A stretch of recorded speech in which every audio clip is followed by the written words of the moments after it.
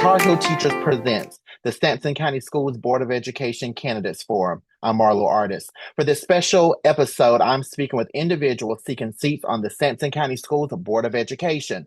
6 candidates are vying for 4 seats. All candidates were invited, and I'm so appreciative that 5 candidates are able to join us for this discussion. The candidates in alphabetical order by last name are Michael S. Elmore, Krystin Moore McPhail, Mikasa Melvin, Sonya M. Powell, and Daryll Warren. Thank you all so much for participating. Here are a few guidelines for our discussion. Each individual will have 90 seconds for opening remarks. Each individual will have 90 seconds to respond to each question. A yellow card will appear when 30 seconds remain. A red card, here's my red card, will indicate that the 90 seconds have concluded. If a candidate exceeds the 90-second allotment, I will politely intervene. So once you see the red card, please wrap up your comments as quickly as possible. To ensure fairness, the order of responses will rotate with each question so that every candidate has an equal opportunity to respond first. Mr. Elmore will be the first person to respond to the first question. Mrs. McPhail will answer the second question first. Mr. Melvin will answer the third question first. Mrs. Powell will answer the fourth question first, and Mr. Warren will answer the fifth question first. We are now going to start the Sampson County Schools Board of Education Candidates Forum. Please provide us with some background information about you, and please share why you want to be elected or re-elected to the Sampson County Schools Board of Education. We'll start with Mr. Elmore. Good evening, and thank you so much for the opportunity, and thank you for the opportunity to be a part of this forum. I am Michael Elmore, and I was asked several times by several members of the community about running for the board, and so that was something that we definitely had to pray about. So after much prayer and consideration, I elected to throw my hat in the ring, as the old saying goes, to be a candidate for the Board of Education. And it would truly be an honor to serve, because it is obviously a service to serve the people in the community of Sampson County. And there's a great need, of course, because we want to provide what's best for the children of Sampson County. So if I'm elected, it'll certainly be an honor to serve. Thank you, Mr. Elmore. Mrs. McPhail, same question. Hey there, Krystin McPhail, born and raised in Sampson County. I did go away for high school and for college, but upon returning, I immediately began teaching. And after 13 years of education, I stepped away to create art full time. But in that, when I was proposed the idea that it would be a benefit to the community to run for the board, and like Michael, upon prayer and things like that, I decided that, as a teacher and in the trenches all those years, sometimes you don't have the voice that you need to really make a difference for hundreds and possibly even thousands of students. In the opportunity, if elected for the board, I can reach all the way from elementary, middle school, high school, staff across the county, being able to put policies into place that could potentially reach generational, potentially, so being able to really help the children and make a difference in the staff, be a part of these communities that I have been a part of my entire life. Thank you, Mrs. McPhail. Mr. Melvin. Mr. Melvin, you're muted. Thank you for the opportunity tonight. My name is Mikasa Melvin, like you stated. I'm seeking this position on the Board of Education. I'm a 26-year veteran of Sampson County Schools. I worked as an assistant from kindergarten until 3rd grade. I also drove buses for a few years. In my latter years of my career, I got very, very into North Carolina Association of Educators, where we work very hard to make sure that teachers and students get the things they need to be successful. I'm also a small business owner in my town, so I feel like I have the objectives of being able to work within the school system and also understand finances and policies, because in order to run a small business, you have to be able to understand finances for sure. This is a passion to me. This isn't a job. This isn't a power push. It's something I love with all of my heart. I enjoy my babies. I enjoy to see their successes. Nothing makes me feel better that when I see a child at a local store and they come back and say, Mr. Melvin, you did this or did that. And those are my kind of whys that I wanted to do this. I want those kind of people that I was able to get my flowers before I died. And so I've already won already because my folks have already told me how well I have done in my career. So that's my Thank you. why. Yes, sir. Thank you. Thank you, Mr. Melvin. Mrs. Powell. My name is Sonya Powell. I am a 45, well, over 45 years in education. I have the distinct pleasure of saying that I am the only one on the board serving presently or who is running, who is yet an educator. I am still in the classroom from day to day. I see children every day. I deal with them. I understand their needs, wants, and desires. By the same token, I work with staff every day, and I know what staff needs and desires. I am very much a part of Sampson County Schools. I taught in the Lakewood District for over 30 years. I live to serve. Education is my life, and as a part of my life, I continue to want to serve all the children in Sampson County. And I will also say that because of my experience on the board, I'm very much into policy making, and I love knowing that what we do on the board, and keeping in mind that the board is not the day-to-day running of the school, but rather the top part of the school. I love the fact that I have a decision-making, the ability to make decisions, and I feel as though I am very qualified to do that. Thank you. Thank you, Mrs. Powell. Mr. Warren. Good evening, Dr. Artis, and thank you for putting this together. Yes, My sir. name is Daryll Warren, and I've had the honor to serve on the Sampson County Schools Board of Education for the past 8 years, alongside Mrs. Powell. Kind of the why that I got into this 8 years ago was really at home. I've got a wife that is an educator at Hopton High School. I have 3 children in the Hopton schools. Currently a 4th grader at Hopton Elementary School, an 8th grader at Hopton Middle School, and a senior at Hopton High School. I hear the days in and the day out of the school system. I'm in and out of the schools, and I'm well versed in what's going on. And I've had the pleasure of coaching kids, being involved in different clubs and speaking activities at school. So being involved, and much like Mr. Melvin, it's great when kids come up to you, years after coaching in my situation, and they say, "Hey, Mr. Warren, you remember me and all the things that we did." And it's great to make an impact. And I felt like being on the board was a way to make an impact over thousands of kids instead of a small team. So that's me. Thank you, Mr. Warren. Next question. What attributes are essential for successful school board members? How do you exhibit these characteristics in your personal and professional life? We'll start with Mrs. McPhail. I think attributes can be learned. So this is something that I have never done before, but bringing to the table, the experience of understanding what a teacher goes through. Because unless you've been in a classroom and you have been in front of 30 students looking to you for every single question, it's difficult to wrap your brain around until you have stood up in a staff meeting and had to present an idea for your peers that your principal has proposed to you, that they want the entire school to now follow what you are proposing. So I think being able to talk to people for them to understand a perspective is hugely important. I think being able to hear someone else's opinion and to align it with what we were potentially trying to propose, because in education, as you know, not everything can go the way that you want it to go. So you have to be willing to bend a little bit. You have to be willing to hear someone else. So understanding different perspectives, I think, is huge. But also, I'm strong-minded in my faith and what I believe. And so bringing that to the table, knowing that I want to make a stand for all of the children and staff in Sampson County, I think is hugely important as well. Thank you, Mrs. McPhail. Mr. Melvin, same question.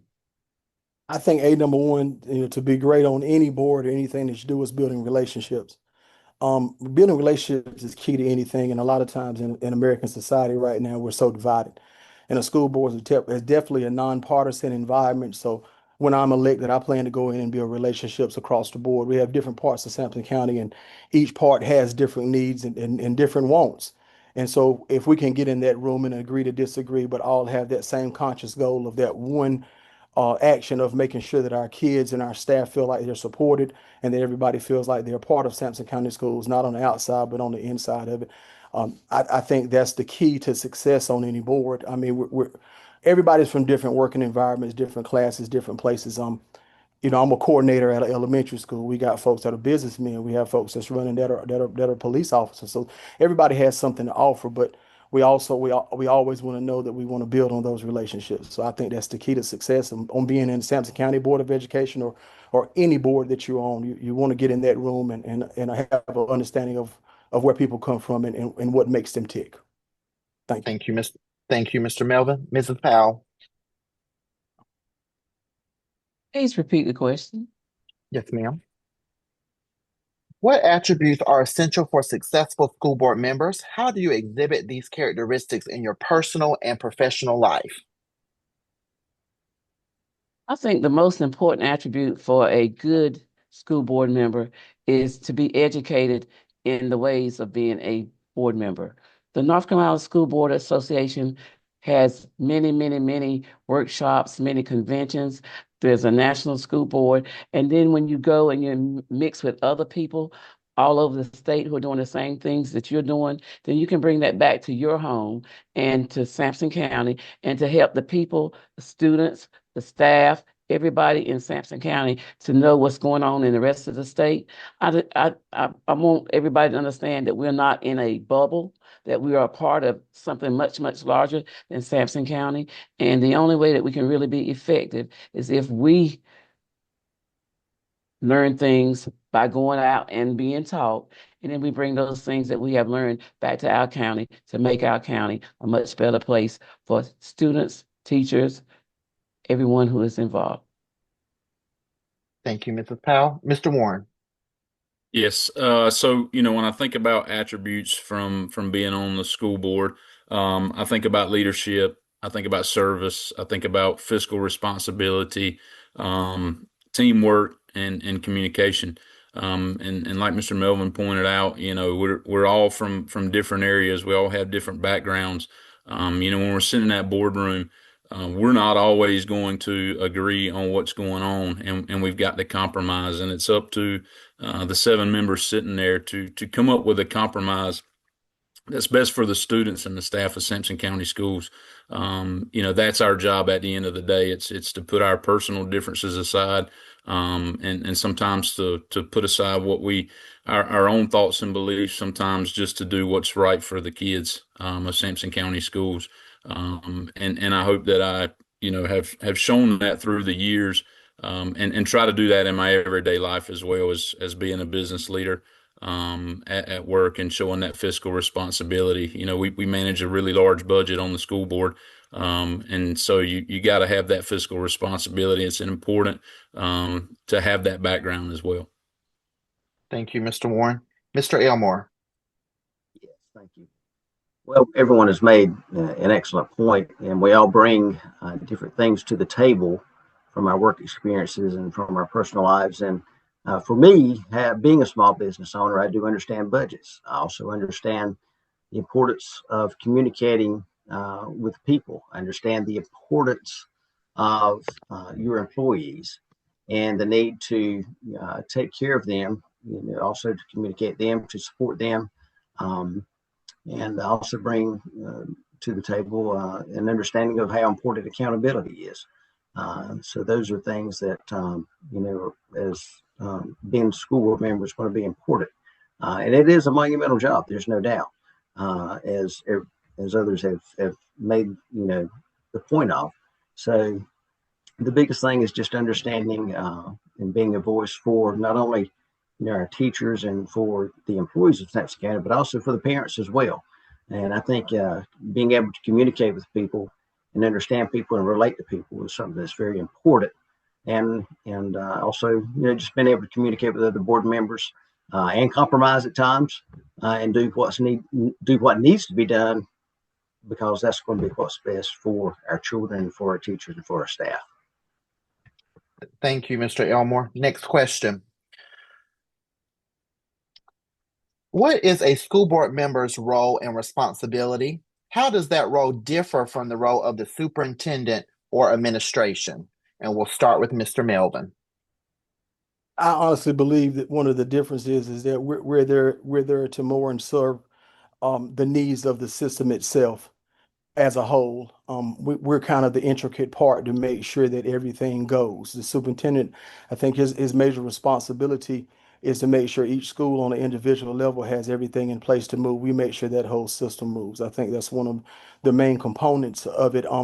And also, when when when you come into a board room or you're dealing with board situations, those policies and things that come into play are things that's done by the board. The superintendent may make recommendations of things that he feel like is needed, but that's why it's a 7-man roster and not a 1-man roster. And we come in and we figure out if we feel like as a whole that's a proper decision. So it's a decision-making group also. So I think those are kind of the things that differ, and those both of them have absolutely significant roles. But I think that board is just what it is. It's a board. It's a decision-making organization. So that's my thought on that. Thank you. Thank you, Mr. Melvin. Mrs. Powell, same question. So one of the first things that you learn in School Board 101 is that the school board is the policy making board, is the policy maker for the school.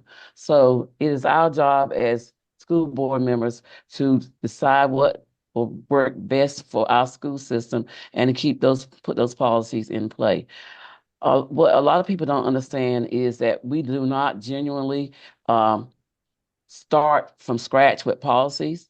North Carolina School Board Association twice a year sends policies down that have very much legal standards that we have to abide by. And we take those policies and then we try to make those policies fit Sampson County schools. Misinterpretation of what the school board does. We are not in the schools day to day. That is not our job. That is the job of the people that we have trusted with that, which would be the principals. We only really personally hire one position, and that is the position of the superintendent. It is the job of the superintendent and the board to work together for whatever's better for the schools. And so in my tenure, I've hired 3 superintendents, and I will say that is not an easy job, but it is an important job because the superintendent sets the goals for the whole. Thank you, Mrs. Powell. Mr. Warren. Yes. So, when you talk about roles and responsibility of a board member, Ms. Powell, Mr. Melvin kind of hit on both of them there, but, we are a policy making board. Our role is to take those policies and make them work best for Sampson County schools. If we need to amend policies, adjust policies, change policies. But like Ms. Powell said, a lot of those are set from the state. We get those policies down. We have a policy committee that goes through and reviews them and looks to make changes to what fits best for the students and staff of Sampson County schools. We are in charge of making and looking over the budget for the school. We do have a fiscal responsibility. More so of a board member, you're a listener, right? You listen to what the community says. You listen to what the students have to say, you listen to what the staff have to say, and you try to make your decisions based on what you hear out in the community and in the schools, not based on your own personal thoughts. Really what differs between that and the superintendent is the superintendent's kind of like the quarterback. We call in the plays and he runs them, he executes. He's the man in the field day to day, leading our building administrators. So, we serve a very different role than the superintendent does, for sure. Thank you, Mr. Warren. Mr. Elmore. Well, I'm definitely going to have a learning curve if I have the privilege to serve on the Board of Education, but the other candidates have already, really made a good case for what the school board does. And I wholeheartedly agree. It is a policy-making board, and there are decisions that do have to be made, decisions that we have to abide by that come down, from the state. But we do have the opportunity to support our staff, to support our superintendent, to be there to assist in decisions that do have to be made. But the bulk of our responsibility is going to be policy making decisions and the budgetary decisions that have to be made year in and year out for the school. So again, I have a big learning curve, but given the opportunity, I'm looking forward to that. So thank you. Thank you, Mr. Elmore. Mrs. McPhail. Like Michael, I also have a huge learning curve, but hopefully through, people like Miss Powell and Mr. Warren that have served on the board, they can teach us those things that are pertinent to serving on the board. However, I'm a relationship person. I like to think of analogies. So in my mind, I immediately went to like the relationship of what a principal is to a teacher. So for us, the board is a body of people that is elected by the people to serve the people. So like Mr. Ward said, we have to go out and hear the opinions all across the county because no two schools are the same. No two ideas are the same. So our thing is to hear the people and then be willing to serve the people. Whereas the superintendent, he has to serve the students and the staff. He is chosen by the board, just like a principal hires a teacher. A teacher's in the school building teaching those students, whereas a principal is the one that kind of makes all the rules and tells the teacher how to govern her classroom. So to me, that relationship is very similar. And I know that that's a minute analogy, but that's how my brain kind of served that purpose there. Thank you, Mrs. McPhail. Next question. For the 2024-2025 academic school year, Sampson County Schools had 6 low-performing schools, 7 schools that did not meet growth, and Roseboro-Salemburg Middle School received an F performance grade. As a school board candidate, are you concerned by these results? If so, what changes would you recommend to improve student outcomes? And we'll start with Mrs. Powell. Definitely concerned with those outcomes. Definitely upset. I had the pleasure of teaching at Roseboro-Salemburg Middle School a few years ago. And at that point in time, we were not a low performance school and we were doing what we needed to do. It's so easy though for a school and for schools to sort of careen off the path. And then it's up to us to get them back on the path. And when I say us, I'm talking about everybody who's invested in Sampson County schools. That includes the board, the superintendent, all the central office staff, all of our principals. I will tell you this, it is very difficult for middle school staffs to stay on target. There's really 3 of our 4 middle schools who are low performing, as well as Sampson Middle School is also low performing. So it's not like that's not a unusual thing. We have children who are in the stage of their life where they don't know if they're children or if they are adults, and it's very hard to keep them focused. My suggestion would be to take a long, hard look at the staffs in those schools, to look at the leadership in those schools, and to try our best to improve that leadership and those staffs, and to give them, if they need it, some sort of professional development that will help those kids to do what they need to do.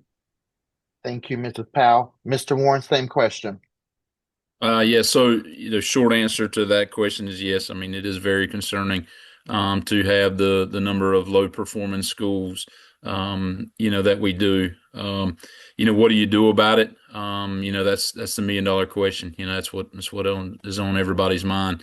I do think that we have to look at the staff administration in those buildings. But also, sometimes it's, what can we do different to those students? What can we do to meet them where they are? We all learn in all kinds of different ways. We all have different backgrounds, different interests, and how do we meet the needs of those kids where they are today through different curriculum plans, what have you, where we can reach those kids that we've been unable to reach. We some of this starts at home. What can we do to equip our parents and guardians, family members, friends to help these kids outside the classroom? We can't expect for the teachers and administrators to do it all on their own. We've got to get involved as a community. So I think there's a deeper issue there probably within our communities where we can reach out and help these kids instead of leaving it all to the administrators and the teachers. Thank you, Mr. Warren. Mr. Elmore. I think Mr. Warren and Ms. Powell have certainly made very good points in that. And obviously, yes, definitely concerned about the low performing schools. And, I don't think there is one specific answer or one silver bullet, so to speak, that's going to be a cure all for those low performing schools. It's really going in and looking at what is there, the administration and the staff and the available resources. Do they have what they need? Are we utilizing tutoring to help, bring those students up to where they need to be? So there's no easy answer to it. That's the unfortunate part about it. But there are opportunities there, and I think utilizing tutors, especially in those schools, would be very beneficial. And just looking at our curriculum as a whole, or is the curriculum that we're utilizing, is that what is best for that particular grade level or that particular curriculum? So, thank you. Thank you, Mr. Elmore. Mrs. McPhail. That is a hugely multifaceted question. So when I think about, I'm a data person in business, in my business that I run, and in the classroom, I was data driven. So really for me, I do agree wholly with what Mr. Warren said, and that a lot of this does come from the community. Having someone at home to support these kids be the best version of themselves is hugely important. But if we take another look back and you look at school-wide, okay, the data that was given, why was that school low performing? Why were those students not proficient? Was it certain parts of the curriculum they were not proficient in? And if it is, hone in on that.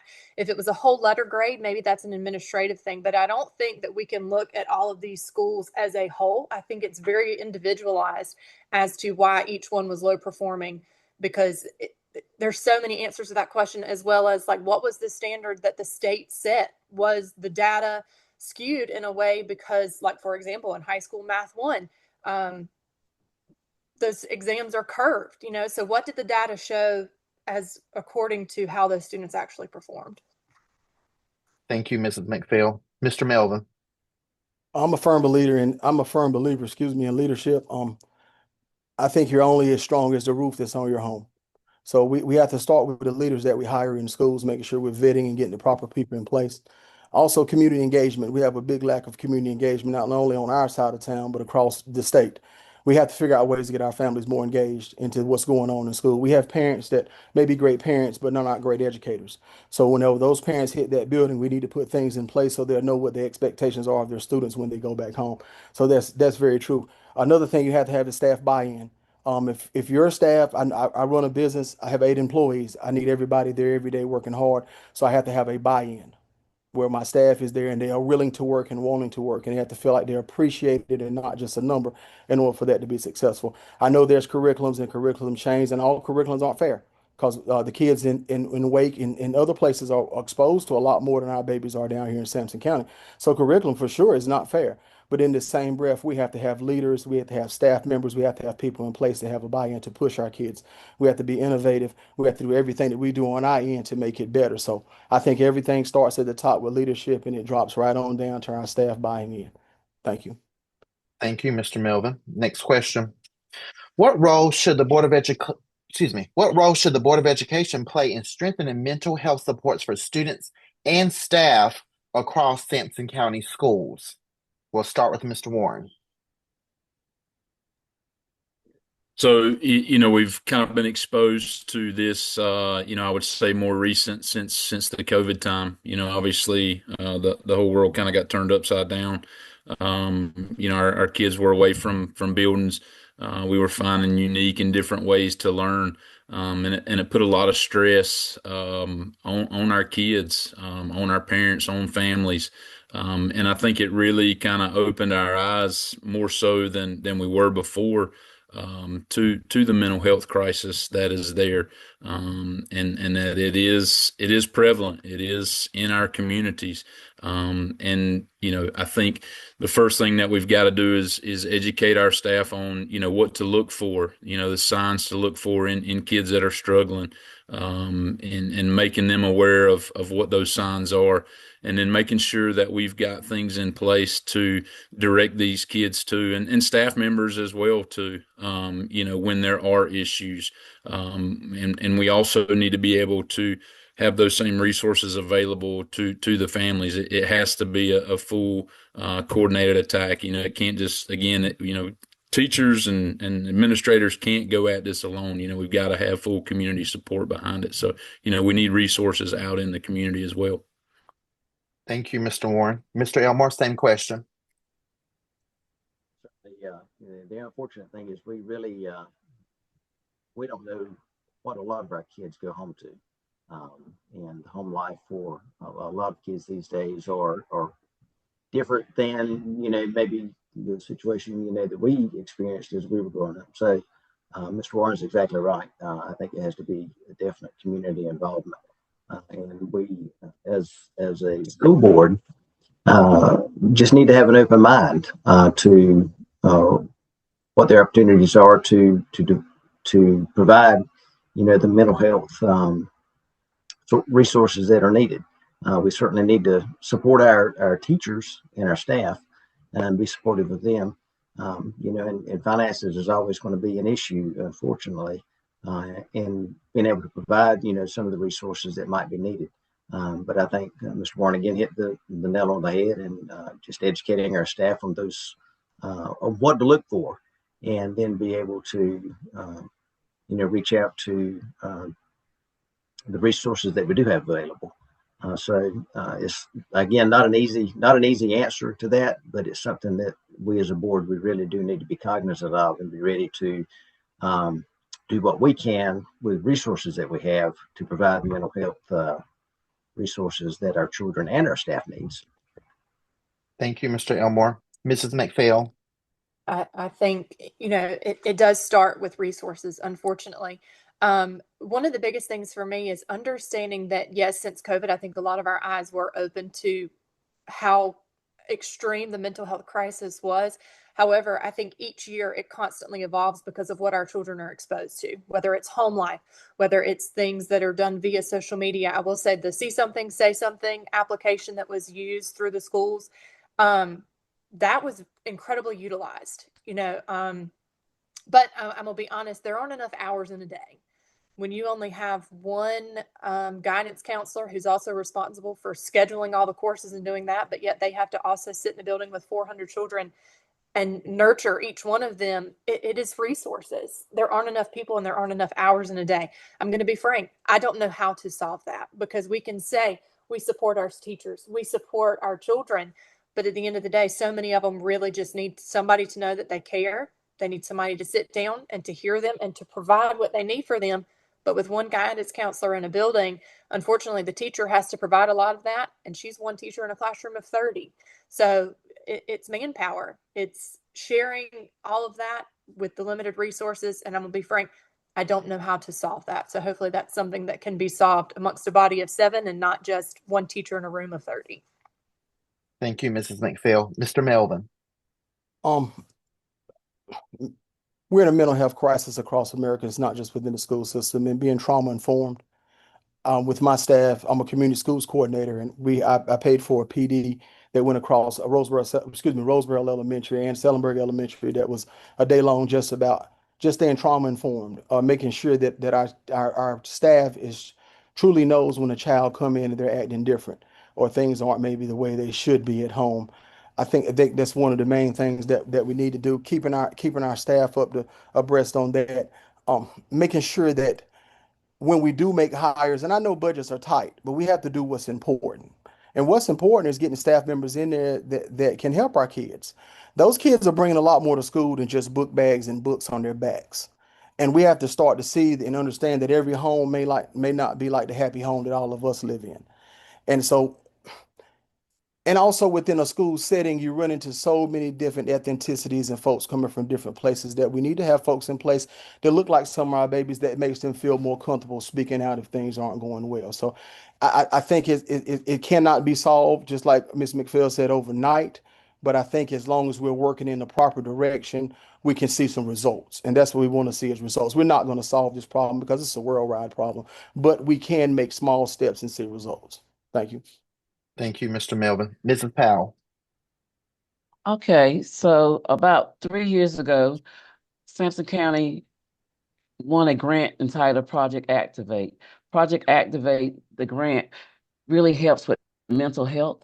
Right now, Mrs. Andrea Rouse is in charge of that. Since she has had the grant, she has gone out and done training in our schools with our staff to help them out. She has another staff member who works with her who actually does counseling for these children. Anytime they turn in that they have an issue or a problem, they listen to it. It's been a wonderful asset to our school system. Problem is the grant is ending. And with the ending of the grant, then you have to consider what's most important and valuable for Sampson County schools. I am strongly advocating that they find a way to keep this program alive because it is helping our children with their mental health. And I just feel like that we cannot afford not to continue with this program. As far as what Ms. McPhail mentioned about see something, say something, that is still very much in force, and children are still using that. Thank you. Thank you, Mrs. Powell. Next question. Mental health is one critical component of supporting students. Looking more broadly at the overall health of the district, what do you see as the single biggest challenge facing Sampson County schools? How should the board respond? And we'll start with Mr. Elmore. Wow. The single biggest challenge facing Sampson County schools. Well, I think finance is always going to be an issue. Budgetary issues are always going to be something that we face, and being able to fund the teachers and the resources to have the curriculum that we need. I think another thing is something we need to look at is really making sure that our kids are, when they graduate high school, are prepared for the world. Not every child is going to go on to a 4-year school. So I think we certainly need to make sure that they're prepared when they leave high school to enter into the adult world, where they understand how to get insurance on their car if they need to, or they need to be able to write a check or sign their name and things like that. So, and oddly enough, that's some things that many parents have spoken to me about. That's a challenge for a lot of kids these days. So, and just opportunities for vocational education, I think, is something that we really need to make sure we address because there's a lot of work opportunities that's available in the vocational field for those kids that are not going on to a 4-year school. Thank you, Mr. Elmore. Mrs. McPhail, same question. I'm going to have a two-part answer here. One, I agree wholeheartedly with Mr. Elmore, it's resources, but you almost beat a dead horse because we know what the resources look like fiscally or financially, okay? The other thing for me is student and staff accountability. I was asked this question at the Plainview interview, and it's a passion of mine. Since COVID, as most of you know, we gave way too many allowances for attendance, for things like that. And so for me, I'm going to wholeheartedly say student and staff accountability, because I think the level of rigor that we provide our students in the classroom is directly reflective on the staff that is in that classroom with those students. So if the staff is being held to an incredibly high standard, I think they in return are going to hold the students to a higher standard, which what I have seen, if you hold kids to a high standard, they're going to be more productive. They're going to produce better work because they know what the expectation is for them. So for me, wholeheartedly, it's student and staff expectation. Thank you, Mrs. McPhail. Mr. Melvin. I think the number one problem in Sampson County schools and across North Carolina is family engagement, family and community engagement, if you really want to call it what it is. When kids are in kindergarten to usually 5th grade, parents are very, very engaged because that's their little babies. As they get a little bit older, parents tend to not to be engaged as much. So us as a system, I think we need to find a way to keep our parents engaged, especially as our babies get older and older and get into those higher grades. Sometimes I don't see our parents show up unless our kid is playing baseball or football or basketball, and then they got to be at a super high level. We need to make our parents understand that education is important and ball is not everything. So in my thoughts is that I think Sampson County schools could do a better job of pushing family engagement, because when you have family and community engagement, it seems like that brings a whole lot of pride and understanding on what may need to be done within the school system. I go to board meetings, and a lot of times I'm the only one in there besides the board members. So our families need to be more engaged. Thank you, Mr. Melvin. Mrs. Powell.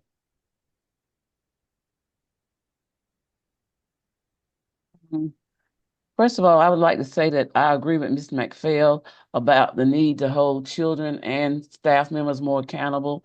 I have definitely, because I'm still teaching, I've definitely seen a fall off of students' participation in class, of students.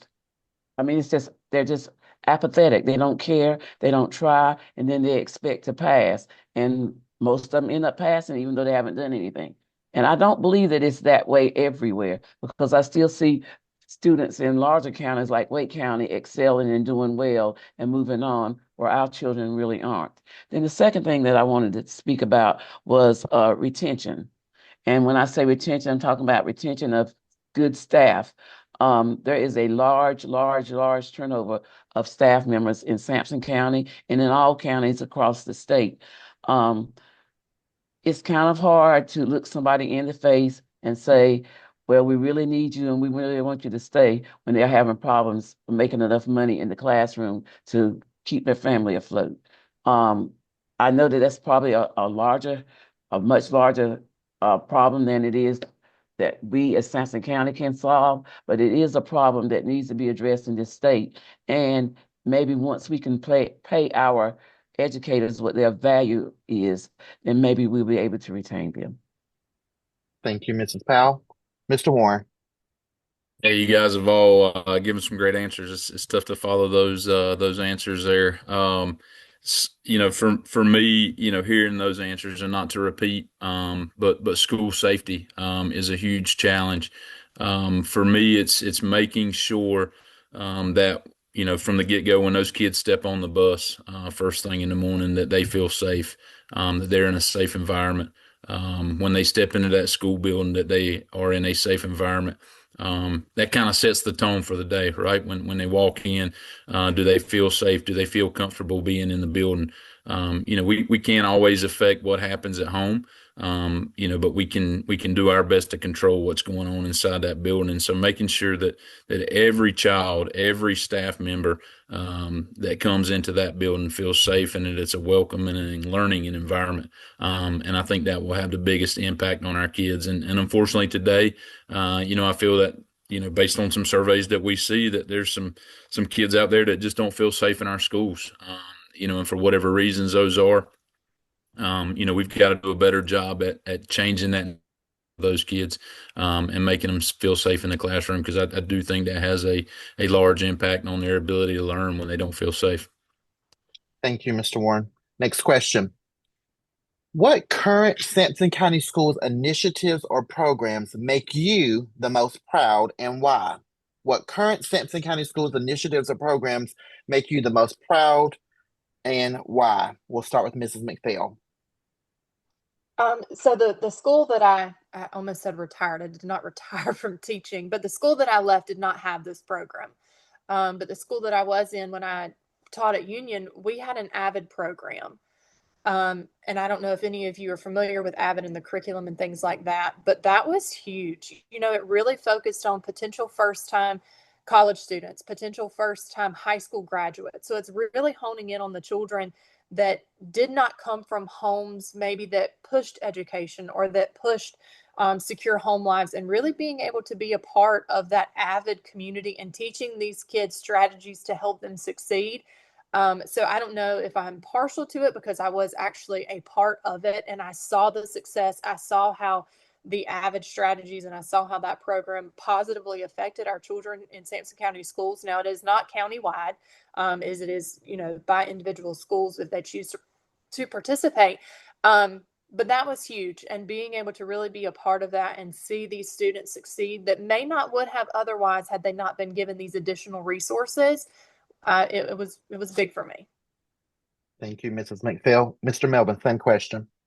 It's amazing that you asked that. Last year, Sampson County Schools, especially the Lakewood District, took on community schools, and I'm one of the coordinators of community schools. It's a nonprofit out of Durham, North Carolina, and what our job is to serve that child holistically, to make sure that child has everything they have to be successful, whether it's clothing, whether it's food, whether it's mental care, whether it's physical care, anything that child may need. That is our job as community schools coordinators. So I think that initiative that Sampson County put out for the Lakewood side is going to be a blueprint for the future of Sampson County schools. Every school deserves a coordinator. We are the bridge between the school system and the community. We make things move. I'm in conversations all the time with folks that are worth millions and millions of dollars that want to put into rural education. And so I'm in all different parts of Sampson County and North Carolina advocating for community in schools to make sure that is a provided initiative for each school. Lakewood has one, Roseboro Sellenberg has one, Sellenberg Elementary has one, and also Roseboro Elementary has one. And we have done numerous projects to better kids in our school system. Some of the most wonderful things and the smiles you could see from some of the folks we have helped on our side of town. And I think that initiative needs to run across the board in some capacity or form. It has brought Sampson County Schools over $170,000 that we're able to use on the Lakewood side of town to put directly into our schools, directly into our community, and directly into our kids. So I think that initiative is absolutely outstanding, and every school in North Carolina should have that. Thank you, Mr. Melvin. Mrs. Powell.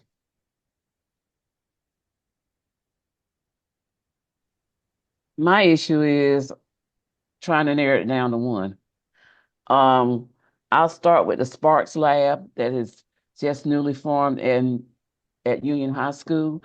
I've seen it demonstrated. It really has given those children a great foot forward in technology. They're building things, they're doing things, they're excited about it. It's an excellent program. The College and Career Promise program through Sampson Community gives children an opportunity to get college credit for courses while they're in high school. We have children who are going to high school for 4 years and coming out with a college with a 2-year college degree, and then also their high school diploma at the same time, going into a 4-year college with having already being a junior when they enter in. Those are just 2 initiatives that are out there for Sampson County schools. There are plenty of others. When I have the time, I'd love to tell you about them. Thank you, Mrs. Powell. Mr. Warren. Yeah, so Ms. Powell just talked about it there. The Career College Promise is huge. I've got a senior this year at Hopton High School, and he's been able to take advantage of those classes and that coursework, which puts him at a huge advantage, if he so chooses to go on into a 4-year university. He's gotten a lot of those basic education courses out of the way, and for those folks that don't have that opportunity, for them to be in high school and to have that opportunity to do that is huge. Our CTE offerings are amazing. Not every student is, and Mr. Elmore pointed it out earlier in one of his answers, but, not every student's going to go into a 4-year university. We've got to get kids ready to go out into, either the workforce or the military or to a 4-year university. But, having that CTE offering really gives them an insight into things beyond the university and things that are right here in our backyard, some great jobs that exist in Sampson County and in rural America out here that they can get ready for through those programs. So, I'm a big fan of the CTE and hoping that we can continue to really grow that program throughout all of our high schools and leak it down into the middle school. I feel like the sooner we can get started with that, the better. Thank you, Mr. Warren. Mr. Elmore. They were all great answers, and I wholeheartedly agree with everyone's answers so far. And definitely the college and careers and the CTE offerings are one of the 2 of the things I think are fantastic. Also look at some of the things that some of our schools are doing to bring our community in to the schools and make our communities part of the school. Reading Across America, excuse me, is one of those, and that's one of the something I'm going to have the opportunity to participate in later on next week. So, and things like that bring our community into our schools, and help our community feel like they are a part of the school. They're able to come in and make a difference in our schools. I think those are great opportunities. I think those are things that we really, need to continue. And that's one of the things that, in addition to everything that everyone else has said, certainly one of the things that we need to be very proud of. Thank you, Mr. Elmore. We're going to take a quick break. When we return, we'll continue our conversation with the candidates for the Sampson County Schools Board of Education. We'll be right back.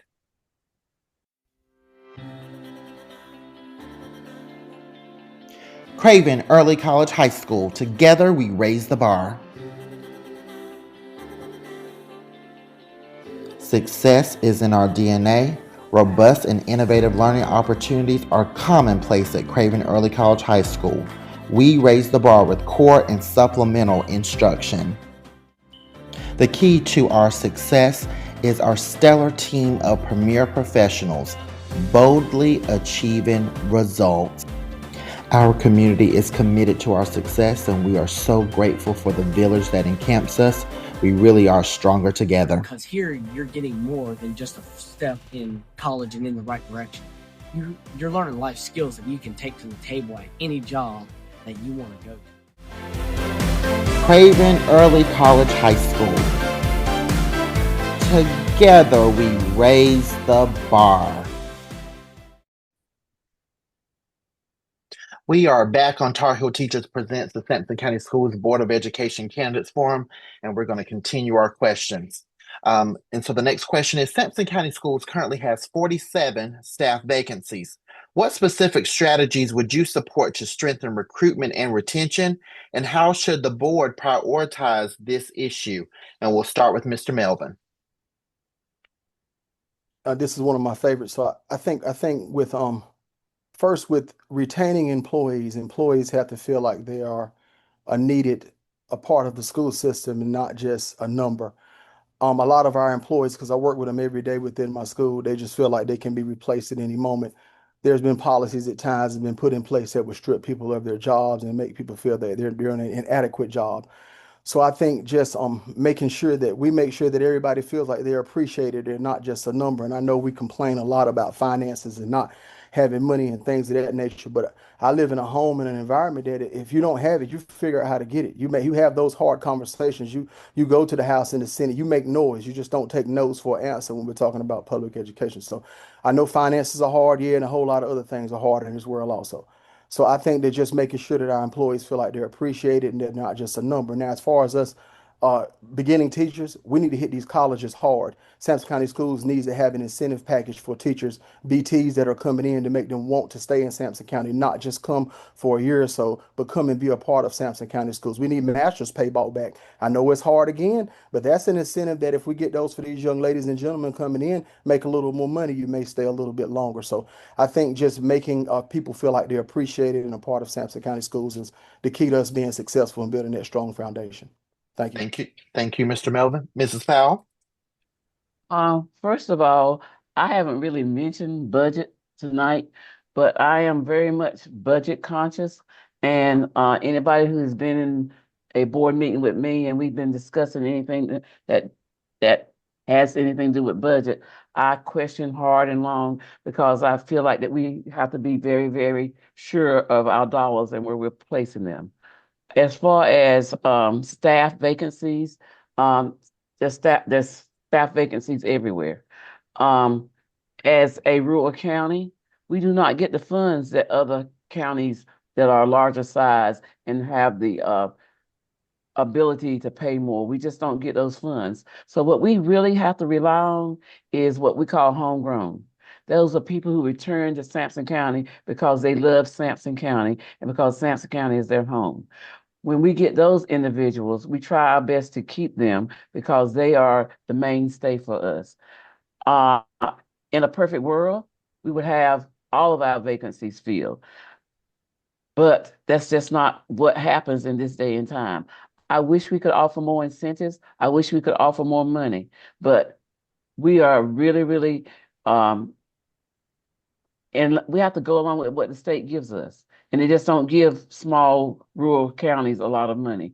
But all that being said, we try to do the very best that we can with what we get, especially to support and fill our vacancies. Thank you, Mrs. Powell. Mr. Warren. I think Mr. Melvin kind of let it off there really well. I don't think being in the classroom it doesn't look as appealing as it did 15 to 20 years ago. The states have changed the benefits package for these teachers, and all that looks different. It's not as appealing as it used to be, right? You used to Ms. Powell's point, you could get the homegrown folks in here, that wanted to be in Sampson County. They wanted to be in the classroom because there was an end game. They had a benefits package that they could look forward to upon leaving, and all that's changed. So that's part of it, right? The funding is part of it. But also Mr. Melvin pointed out, we do have to appreciate the teachers, the staff, the administration that's in the building. We have to find ways, more ways to make them feel appreciated, so that they want to show up and they want to do well for our kids in Sampson County. So, I do think a lot of these conversations do start in Raleigh, to Mr. Melvin's point, and that's something that we've got to do a better job of. Thank you, Mr. Melvin. Mr. Elmore. Thank you, Mr. Warren. Mr. Elmore. Well, I totally agree with the points that have already been made by Mr. Warren, Ms. Powell, and Mr. Melvin. They are absolutely correct in what they've said. Budget issues are always, or finances are always going to be an issue there. But most educators don't get into education to get rich. They get into education because they love to educate. They love to teach children. And I think Sampson County has a wonderful opportunity to be a destination for educators who want to educate. And if we can create an environment where they know they are supported and where they realize that they are appreciated to that point that's already been made, that's going to be something that they, I feel like they would look at, and they could also realize, that they have the opportunity to rise in the ranks, so to speak. I'm a big proponent of promoting from within. We need to give as Ms. Powell said, our homegrown folks that opportunity to grow, that opportunity to in their career find the fulfillment that they're looking for when they decided to become an educator. So it's a big challenge, but there are a lot of opportunities, and I think there's certainly a lot of things as a board that we can do, or that we can look at anyway, to provide that opportunity for educators. Thank you, Mr. Elmore. Mrs. McPhail.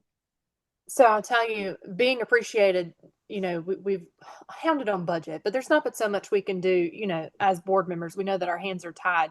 But I'm going to tell you, sometimes being appreciated goes a lot more than handing $1 to somebody. And I say that figuratively.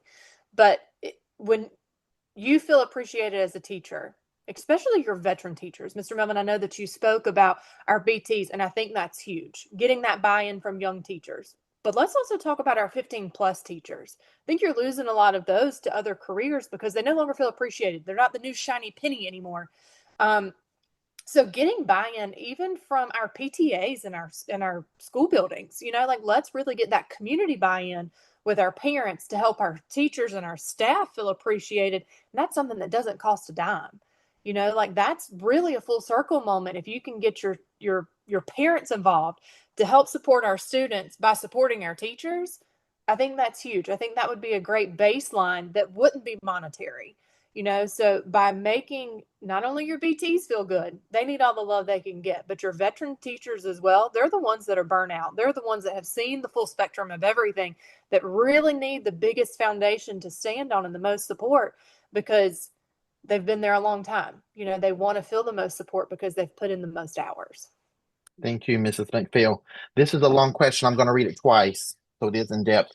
Policy 7400 requires classified employees to obtain and maintain a commercial driver license to help ensure adequate transportation coverage across the school system.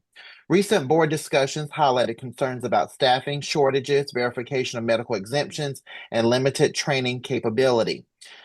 There have been also community concerns about employees potentially losing their jobs if they are unable to obtain a CDL. Given these challenges, do you believe Policy 7400 should be revised, strengthened, or maintained as written? What changes, if any, would you recommend? I'll read it one more time. Policy 7400 requires classified employees to obtain and maintain a commercial driver's license to ensure adequate transportation coverage across the school system. Recent board discussions highlighted concerns about staffing shortages, verification of medical exemptions, and limited training capacity. There have also been community concerns about employees potentially losing their jobs if they are unable to obtain a CDL. Given these challenges, do you believe Policy 7400 should be revised, strengthened, or maintained as written? What changes, if any, would you recommend? We'll start with Mrs. Powell.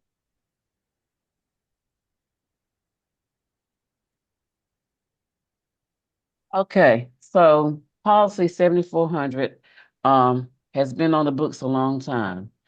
It was not until about a year and a half ago that the board revisited this policy, and then the board decided that the policy needed to be enforced. So when we looked at it, I asked questions about people who had been employed with Sampson County for numerous years. And I wanted the policy to have a grandfather clause saying that people who had been employed for Sampson County 20 or 25 years or more should be exempted from the policy. At that time, the vote was 6-1. I voted against enforcing the policy without the exemption. Everybody else voted to enforce it. I feel like that it should have been revised at that moment in time. But since then, a year has passed, and there have been a lot of life-changing decisions that have been made by people in our county. Some people have decided to retire. Some people have quit their jobs. Some people have, there's just been all sorts of things that have happened as a result. And I am very, very torn at this moment. I'm very ambivalent about the whole policy. And yes, it does need to be revisited, but the whole issue has been, what do we do? Because we have kids every day who aren't getting to school because they don't have a bus driver. Thank you, Mrs. Powell. Mr. Warren, same question. Yeah, so obviously I sit on the board today, and that has been a hot topic. Really has been for the last year and a half or so. To Miss Powell's point there, it is an issue, right? We do have buses that can't operate. I got a text on Thursday from the middle school that, and I don't recall the bus number, but I'm going to say bus 132 cannot operate today because of the lack of a bus driver. It is a real issue that our schools are facing today. And yes, I do feel that we do need to continue to look into this and hopefully strengthen the policy up. But Ms. Powell stated, that's been in place for a really long time. It's not something that all of a sudden just got in there, and there are rules in place, and we're just trying to bring some accountability. And I've heard each person on here tonight talk about accountability, and so we were just trying to bring accountability to the policy. Looking at it, I do think there needs to be some revisions, and hopefully the board can work together and come to something on that. Thank you, Mr. Warren. Mr. Elmore. Well, I agree with Ms. Powell and Mr. Warren. I think it's something that definitely does need to be revisited. I certainly have questions about it. I don't have the knowledge or the background that Mr. Warren and Ms. Powell does in reference, to this issue. But what does concern me is, if we've got employees who are hired for certain positions that were not required to drive a bus, and then suddenly they are, and if they're unable to get that bus license, then good employees face the possibility of termination, then that's an issue. That's something I think we need to address. And I certainly think there's no easy answer to it, and I think it's something the board would do well to revisit, and let's talk about it more in depth. And it may be to go back to, like Ms. Powell said, the grandfather clause there, where we have a hard line there for those that were hired under different circumstances. And moving forward, folks that are hired for similar positions, may be required to obtain a bus license. But certainly, having adequate bus drivers is an issue, and it's something we need to address. And right now, there's no easy answer to that. Thank you, Mr. Elmore. Mrs. McPhail. I'd first like to apologize for the disruption. My child came in. He knew I was in a meeting, but you know how 8-year-olds can be. So I apologize. This is really challenging, because I have friends that are staff members that have to drive a bus because they're assistants, and they have to drive a bus because they're coaches, and they have to drive a bus for XYZ, right? But to lose good educators, good staff members because of a certain clause is challenging for me. To fire someone on behalf of a clause is challenging. I will not tell you directly that I have any kind of answer tonight, but I do believe it needs to be revised, possibly strengthened. If we are a body of people elected by the people to serve the people, why don't we ask the people? How do we reach out to staff members who are in this predicament? And I'm not saying give them what they want, but to hear perspectives, and to hear perspectives across the state. If we know that staff shortages are statewide, what are other counties doing to help resolve these issues? Because to be quite frank, this is a very large problem, and Sampson County Schools can't afford to lose any more staff members or educators. But I cannot say that I know an answer currently. This is going to have to be really researched to find some kind of ground to stand on that can accommodate everyone. Thank you, Mrs. McPhail. Mr. Melvin. I'm not a board member, but I've been totally against this policy from the beginning. I was an assistant. I'm associated with a lot of folks. There's a lady that works at our local middle school that's been there serving food for the last 26 years. She doesn't even have a car license. My father, who was employed in the system, took her to school every day and dropped her off. And then somebody from the school system thought enough of her and how hard she worked to take her home. She's fed our babies on this side of town, and now we're going to tell her in a few months to go find a job. Now this we're already bleeding. So we're not putting band-aids. People have already quit. People have already lost their jobs. This should have been an issue that should have been vetted a whole lot better than what it was vetted. We all have telephones and ways of communicating with everybody in Sampson County. We could have got on the phones with our principals, assistant principals, find out the needs of each side of Sampson County and not make umbrella policies. That's the worst thing you can do, is tell me what's going on in my house and you're not in it. So we had certain schools in Sampson counties that was in need of bus drivers, not everyone. And our principals did not enforce that policy properly when it was put into place, whatever year it was put into place. At Sellenberg Elementary School, for the last 7 years, it's been enforced, and we have an adequate amount of bus drivers. Now, I know they may not have that on all sides of school, but we cannot point the finger at their employees because of mishaps that the county made. So I know that I know that I don't have a magic wand of how to change these things, and no, I don't know how we're going to hire more bus drivers. What I do is we're putting families in financial jeopardy. We're putting mortgages in jeopardy. We're making people stress and worry, and we're also not bringing the respect to public education that we all need so bad.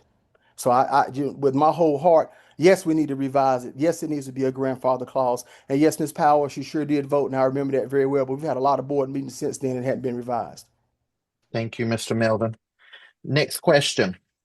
As the district moves forward with the construction of the new Hopton High School, and recognizing that the $62 million school construction grant does not fully cover the total cost of the project, how should the Board of Education balance this investment with other pressing facility needs across the county?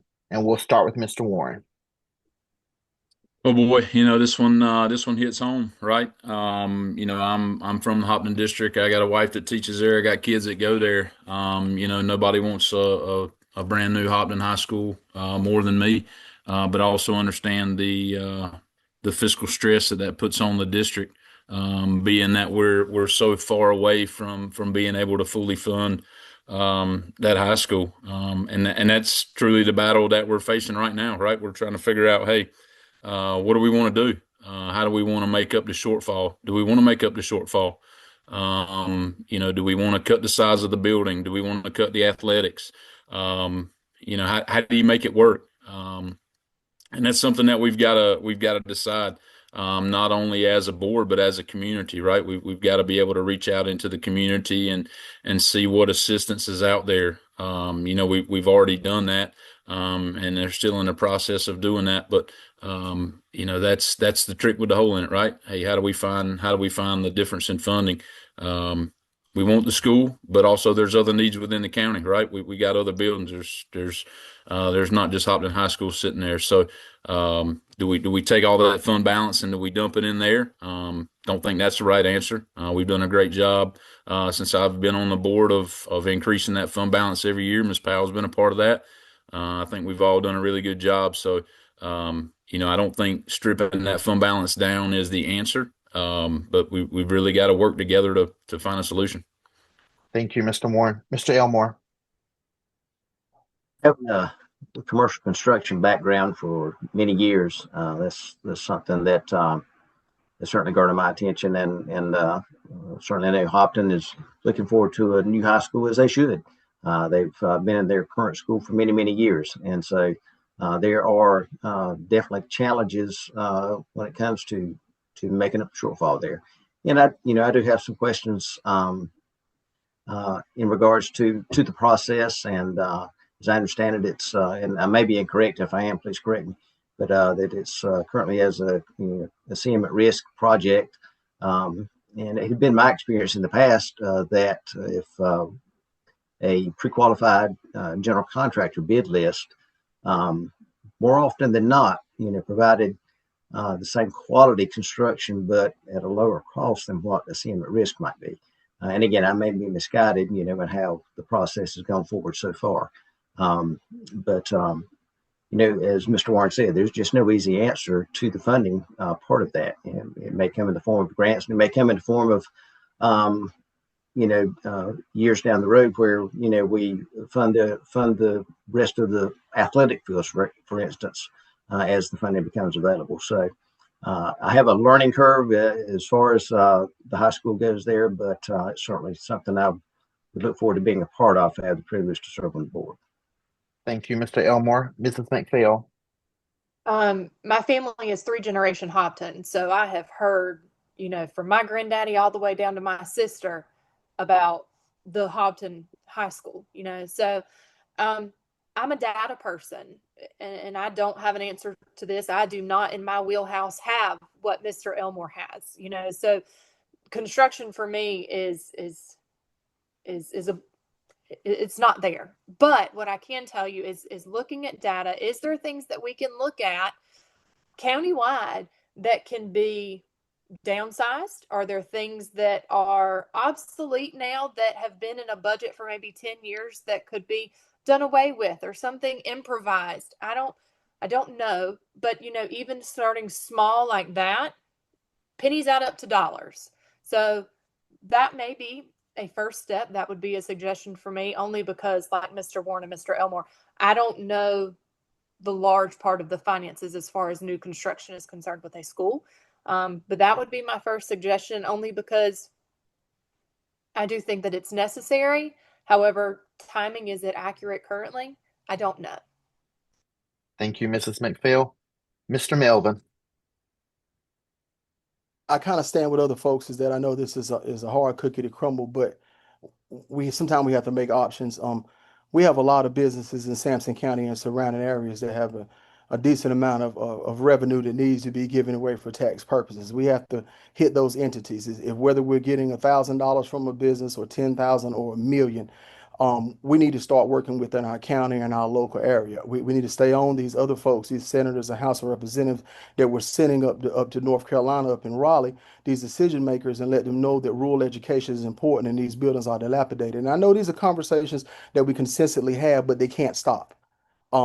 Like I say, there's a lot of businesses that I know very well that want to invest in rural education, but like Ms. McPhail said, they got to see the data. They got to see the improvements, that their millions or their hundreds of thousands are going going to a place that they're going to see some successes from.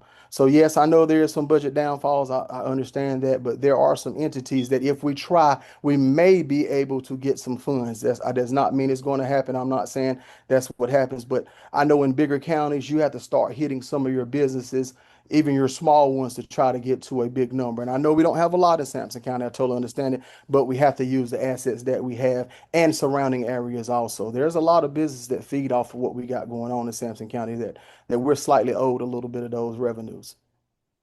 Thank you, Mr. Melvin. Mrs. Powell. First of all, I would like to say we can go ahead and thank one of the main businesses in Sampson County because they have already donated to Hopton High School. They gave us the land free of charge. So that was a major business and a major investment that they allowed us to have. So we have looked into businesses for those types of donations. Then the other thing is we are using what the government has given us, what the state of North Carolina has given us. They gave us $62 million. So the state of North Carolina is also giving us trying to help us with Hopton High School. I've been from the ground up with the start of Hopton High School, and I keep up with all the building and all the things that have to go on. I took some trips to see what we could possibly put in the school. I will tell you that we've already tried to make things smaller. We've downsized a classroom or two. We looked at not including any of the athletic fields. We've looked at a lot of things. We've already stressed our fund balance as much as we need to stress it. It's at a time when right after we got the $62 million, everything went up astronomically in the world, including building supplies and all those kind of things. So we are doing our best. We have not given up. We intend to build Hopton High School. It's just going to take a whole lot more than we imagined it would take at the start. Thank you. Thank you, Mrs. Powell. Next question. Does the school system do a good job of involving the general public in the happenings of the district? What communication methods are effective and what can be improved? Mr. Elmore. I think there are certain schools actually that do a very good job of involving the community in the happenings of their school. And I think Sampson County as a whole does a decent job in communicating, with the public. But I think it's more focused on individual schools and how they communicate with their community. I think it just boils down to each individual school and how involved their community is in that school. As far as, countywide, there's going to be some parts of the county that don't do as good a job as the other ones. But countywide, as far as things that the general public needs to know, I feel like Sampson County Schools communicates, the important notices and things like that they need to know. But there are schools that do a much better job than others in involving their community in the school and having the community involved in the school, participate in school. Again, the Read Across America is just another example where, schools use that to bring community members in to be a part of the school. And we have certainly parent-teacher associations or organizations that do a good job as well involving the community in the school. And again, some schools are better than others. Thank you, Mr. Elmore. Mrs. McPhail. Mr. Artis, or Dr. Artis, I do want to clarify, did you say Sampson County School Board or Sampson County Schools as a whole? The school as a whole. Okay. I do wholeheartedly agree with what Mr. Elmore says, but I do think that it goes back to what Mr. Melvin said earlier about the community buy-in. Because let's be serious, in a 21st century school community that we're in, everything that school happens is posted on Facebook. It's posted on the county website. It's posted on all the school Instagrams. The teachers are calling, communicating. The papers are going home in the folders. Parents are going to be involved if they want to be involved. That's all that there is. I think that they're informed. I'm a parent to 2 children in the elementary school here in Sampson County. I'm informed. As a teacher, when I worked at Union, we were informing. But this community has to have the buy-in to want to be a part of Sampson County schools. And that's wholeheartedly, to me, what it boils down to is we've got to get them involved because they want to be involved, not because they feel like they have to be involved. Thank you, Mrs. McPhail. Mr. Melvin. Ms. McPhail, that was absolutely great.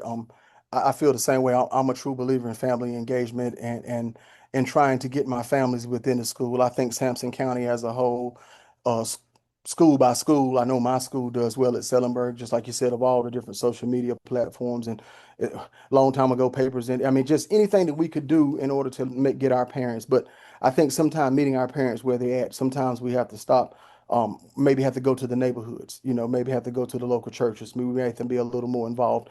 And I know this is a little off key, but as a board member, I know some board members may not go into school, but I definitely want to be totally transparent. Walk in. I don't know anything about Hargrove. I haven't been in Midway High. I would love to go meet their staff and see the needs and see how is there, maybe they have something going over on family involvement on that side of town that maybe we need to implement on Lakewood side of town or Union side of town. So I think community engagement is number one, and also us as Sampson County Schools board members and upper staff need to make sure that we're being very transparent, that we're welcoming folks into the board meetings, that we're doing board meetings when parents can't attend. We're begging them to come. And I know we still can't get them to come, Ms. McPhail. I totally understand, but we need to be as transparent as possible to know that the doors are always open at every Sampson County school when invited into our buildings. Thank you. Thank you, Mr. Melvin. Mrs. Powell. Repeat the question. Yes, ma'am.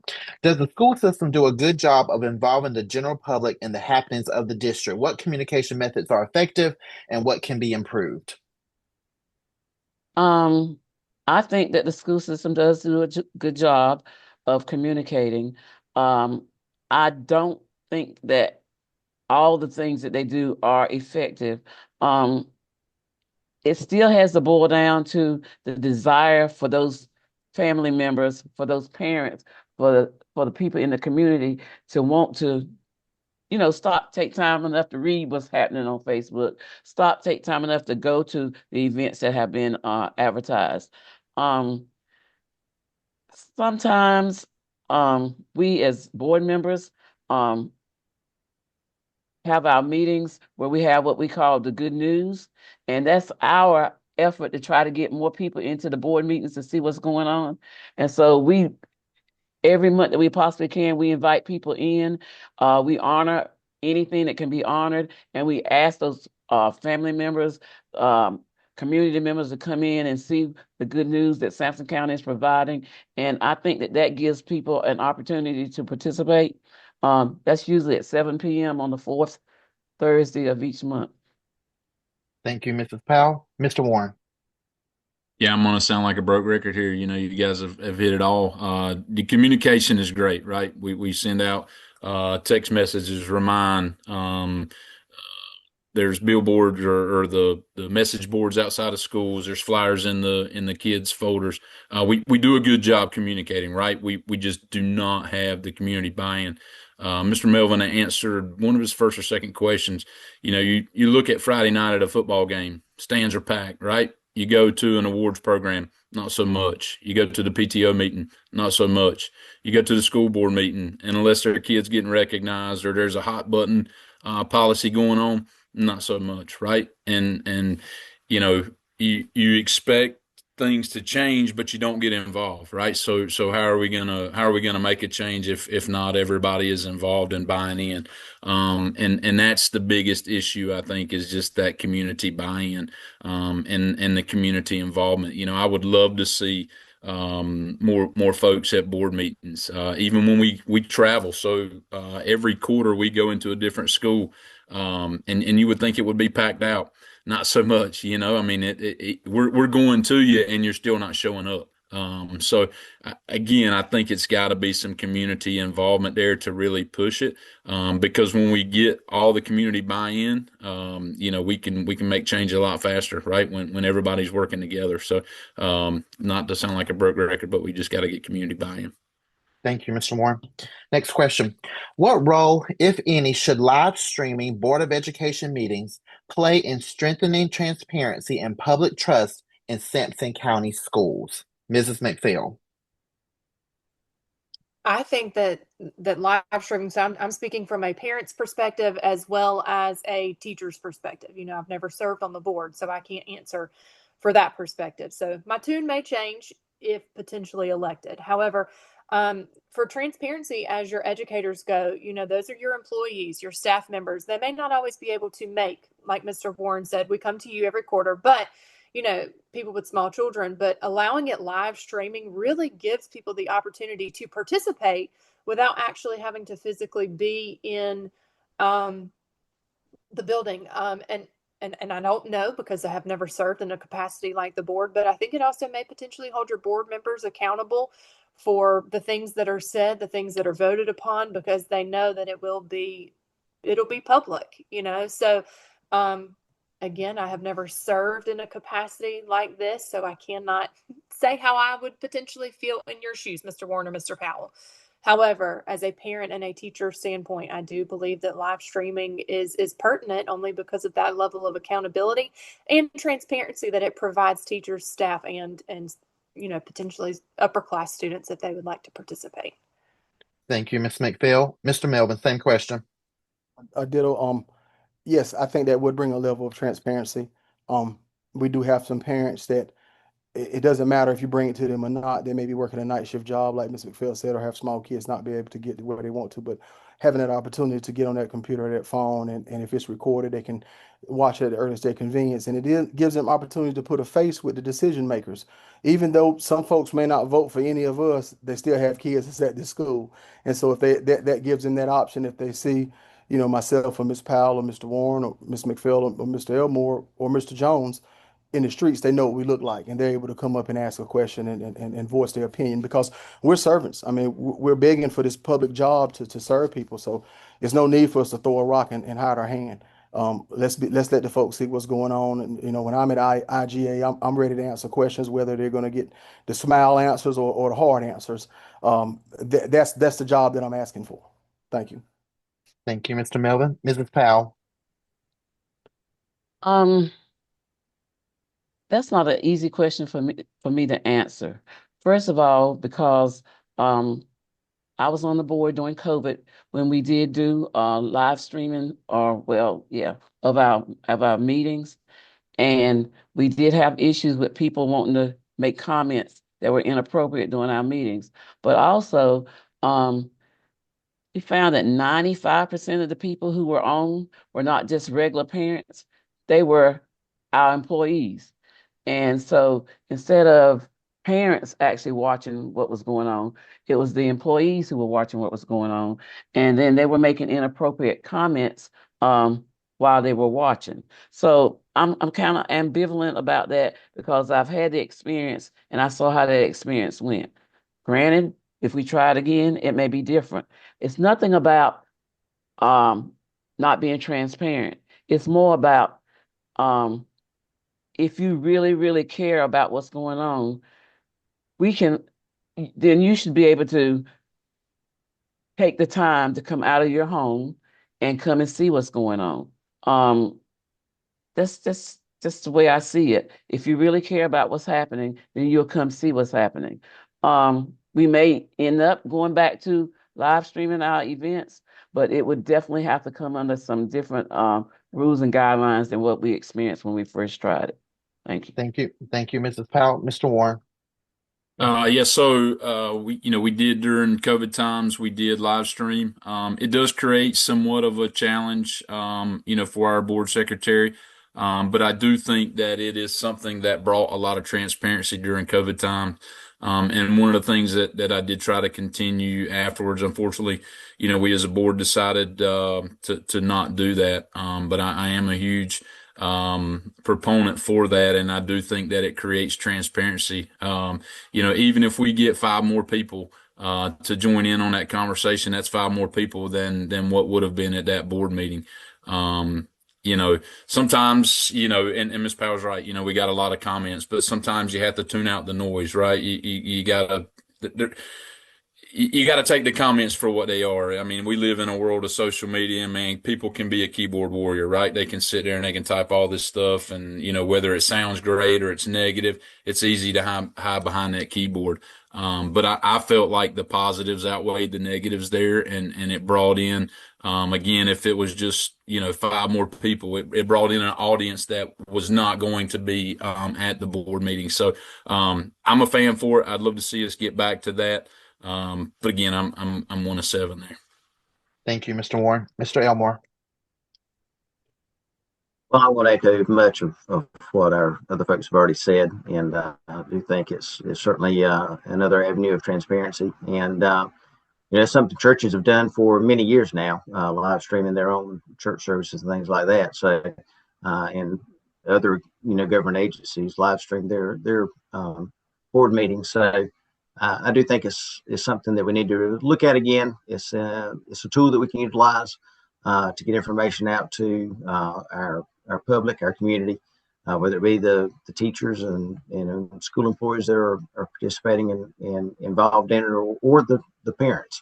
So I do think it's definitely something that needs to be revisited, and I think it's, in my opinion, something that would be a good idea for us to bring back. Thank you, Mr. Elmore. All right, now we're going to transition to our final remarks. Each candidate will have an opportunity to share why they should be elected or re-elected to the Sampson County Schools Board of Education. What sets you apart from the other candidates? We'll start with Mr. Melvin. I think that I should be elected because I have an innovative thought process. I'm ready to push Sampson County forward. We have some things in our county that we could definitely piggyback off of other counties to push us a little in a better direction. Also, it's time to have a little more forward thinking going on. Sampson County Schools can be a great place and a great place for all of our babies to learn, but I just think it's time to have a little more innovation and a little more push forward. Also, the staff is very important to me. That's the foundation of Sampson County Schools. I'm just like Mr. Elmore. I think hiring internally is the best thing that we can do. Homegrown folks are great, making sure that everybody feels like they're appreciated, whether they're the man that brings the gas to the bus or whether they're assistant superintendent over human resources. I think everybody holds a special place, and they should feel that way. Not only hold that place, but feel that way. And I think we, as a system, need to go back to making folks feel appreciated, not that it's just numbers and disposable products can easily be changed out like socks in the morning. So that's very important to me. My babies, I think that all the kids in Sampson County deserve an equitable education, no matter what side of Sampson County you live on. I think that all our babies should get an opportunity to learn and have the best buildings, the best bus drivers, assistants, custodians in our system. That's very important to me. And if I make my way onto this board, those are the things that I'm going to push for. And to make sure that Sampson County has a balanced budget and things in place so we can be successful for years to come. Thank you. Thank you, Mr. Melvin. Mrs. Powell. I am a lifelong educator. I believe that education is the foundation of everything in our lives. I have always felt like that every child can learn given the chance. I want to remain a part of Sampson County Schools because as my educational viewpoint, with my 45 years of experience, there's nothing that can supersede the fact that I have that inward knowledge of what education is all about, what children need, what children want, what educators need. I value the classroom teacher. I haven't been one all these years. I value the principals. I value us having good leadership in the central office. And above all, I really, really watch the dollars that we spend. I am constantly trying to make sure that Sampson County is accountable for what they spend and how they spend it. And I just feel like that no matter what, Sampson County needs to go forward, and I want to be a part of them going forward. Thank you. Thank you, Mrs. Powell. Mr. Warren. Yeah, so I've had the privilege to serve on the board for the past 8 years alongside Ms. Powell for the past 8 years. And if reelected, I look forward to continuing to see Sampson County schools move forward. It's a dream of mine to see Sampson County schools be as successful as any school district in the state, in the country. And we have the opportunity to, right? Just because we're rural America doesn't mean that we can't be among the leading school districts in the state or in the country. So I look forward to continue doing that. I've served on the financial committee with the board.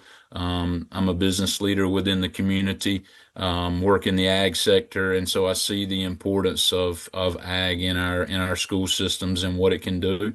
One of the best days that I look forward to throughout the year is graduation day. I try to attend every graduation every year. This year I will only be able to attend one, but it's so awesome to see those kids walk across that stage, knowing the hard work that they've put in, all the time they've spent, all the teachers that show up for them, all the administrators that are there, all the hugs, all the families. It seems to make what we do all worth it. And so seeing that really kind of puts a bow on being on the board. And if elected, I look forward to continuing to do that. Thank you, Mr. Warren. Mr. Elmore. Yes, I bring a little bit of a unique perspective because I've, not been in education. I come from mainly a construction background, and as a small business owner, I do know and understand the importance of finances, of budgets. I understand the importance of your employees, and just how important they are to, from the business side of things, how important your employees are to the success of your business. Well, Sampson County Schools, in many ways, it's a business. And so realizing the importance of our employees, as has already been mentioned, and supporting them, that's going to help make Sampson County Schools, the very best environment available for students to learn, but also, for our teachers and our staff to grow professionally. So I look forward, to an opportunity if I'm blessed to have the opportunity to serve on the board. And it is, as has been said before, it is a service position. We're here to serve the community. We're here to serve our children. We're here to serve our teachers and our staff, and to do what is best for all of them. So thank you again, Dr. Artis, for this opportunity, and very grateful, and just looking forward to the opportunity. Thank you again. Thank you, Mr. Elmore. Mrs. McPhail. When you reflect and you have to answer this question, I'm not going to lie, I'm humbled to be able to answer this question in this capacity, because in the 12 years of education that I served, I wore so many different hats that what I can potentially bring to the table as a board member, not only now as a parent of children in the elementary school system, not only now as a community member, not only now as a volunteer teacher. I go into Salemburg Elementary, I go into Clement Elementary and volunteer my time because I love teaching.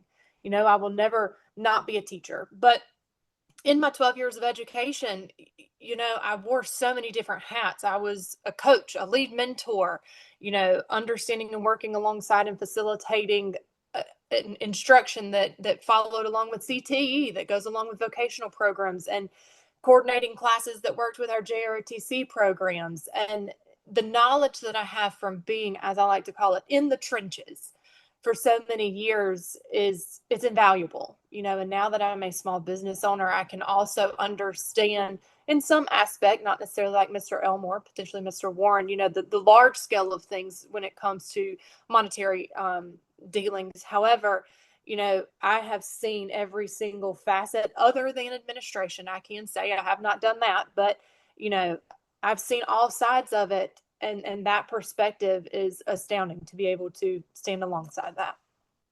Thank you so much, Mrs. McPhail. We would like to thank each of you once again for participating in this special conversation. And we want to thank our audience so much for watching. We look forward to seeing you next time on Tar Heel Teachers.